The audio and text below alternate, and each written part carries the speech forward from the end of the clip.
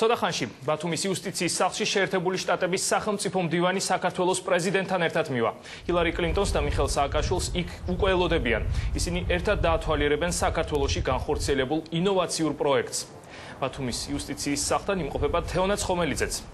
თეონა, თუ არის უკვე ცნობილი რა განრიგით წარიმართება კლინტონისა და სააკაშვილის შეხვედრა? დიახ, უკვე ცნობილი არის, მას შემდეგ რაც ამერიკის შეერთებული შტატების სახელმწიფო მდივანი საქართველოს პრეზიდენტთან ერთად მოვა იუსტიციის სახლში, ის დაათვალიერებს იუსტიციის სახლს, იქნება პატარა ექსკურსიასავითი და მას გააცნობენ იმ ინოვაციურ პროექტს, რომელიც გულისხმობს მოქალაქეების ერთი ფანჯით პრინციპით მომსახურებას. ამის შემდეგ უკვე მაღალი დონის პირისპირ შეხვედრა გაიმართება დახურულ კაცს მიღმა და ჰილარი კლინტონი და მიხეილ სააკაშვილი ისაუბრებენ სხვადასხვა საკითხებზე, რის შემდეგაც უკვე გეგმილი არის ერთობლივი ბრიფინგი, სადაც ჰილარი კლინტონი მიხეილ სააკაშვილთან ერთად ჟურნალისტების შეკითხვებს უპასუხებენ. ძალიან მნიშვნელოვანი მიღწევაა და ძალიან კონკრეტული შედეგი დღევანდელი შეხვედრის. საქართველოს ხდება ამერიკის შეერთებული შტატების პარტნიორი სხვა ქვეყნებში იგივე ტიპის რეფორმების განხორციელების კუთხით.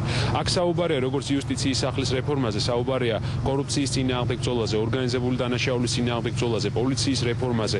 ყველა იმ მიღწევებზე, რაც ჩვენ გვაქვს საქართველოში. საქართველო არის სამაგალითო ქვეყანა, რასაც ადასტურებს ის ასობით დელეგაცია, რომელიც საქართველოში ჩამოდის ჩვენი პრაქტიკის გასაზიარებლად და შესასწავლად. დღეს უკვე დავდივართ ახალ ეტაპზე, როცა ამერიკის შეერთებულ შტატებთან ერთად ჩვენ ძალიან კონკრეტულ რეფორმებს განვახორციელებთ სხვა ქვეყნებში. და საბოლოო ჯამში ეს რეფორმები არის ძალიან სერიოზული ფუნდამენტი, რომელიც საქართველოს მოამზადა იმისათვის, რომ უკვე შემდგომი ეტაპი იყოს ამ წარმატების გადათარგმნა თითოეული ადამიანის წარმატებაში და თითოეული ადამიანის პრობლემების გადაჭრაში საქართველოს მასშტაბით. ჰილარი კლინტონმა მისი ოფიციალური ვიზიტი დღეს დილიდან დაიწყო და სხვა შეხვედრები გამართა. მცირედი შესვენების შემდეგ კი, როგორც გითხარით, უკვე ამ წუთებში ჩვენ ველოდებით, რომ ის უკვე ბათუმის იუსტიციის სახლში საქართველოს პრეზიდენტთან ერთად გამოჩნდება.